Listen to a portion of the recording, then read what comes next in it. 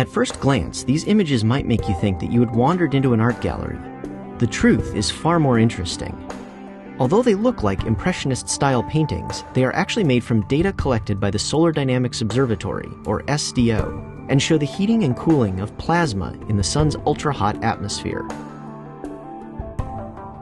To produce these temperature change maps, we started with an interesting active region on the sun. We used data taken with SDO's atmospheric imaging assembly over a 24-hour period in 6 different wavelengths. Then we looked at these data 1 pixel at a time.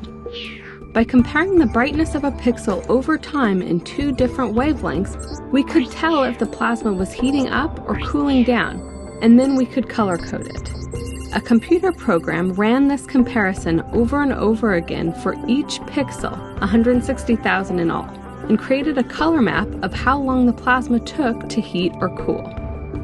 What we found was that most of the coronal plasma is in a state of cooling after having been rapidly heated by bursts of energy called nanoflares.